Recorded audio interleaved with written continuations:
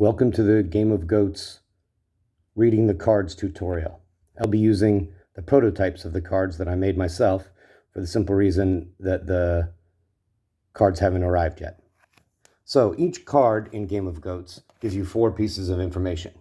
For example, this card tells you 4 things.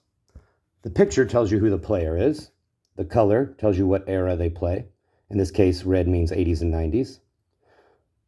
The letters in the corners tell you their position, in this case, small forward, and the number tells you their rank in that position in that era. So this is the 3rd ranked small forward of the 80s and 90s.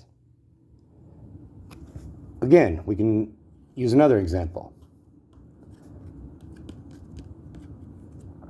This is the number 1 ranked point guard of the 0s and 10s. That is, of the last 20 years. And another one. This is the number 2 ranked center of the 0s and 10s.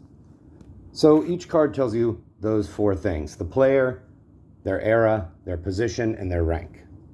Now, there are also play cards. For example, this is a mid-range card. That is, that's the shot that the players will face off on. And it tells you how to score it. So you take the number of the player. For example, this is the point guard, and his number is 1. And if you consult under the large M, you will see that for point guards, you have to add +1.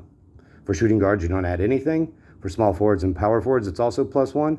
And for centers, you add 2.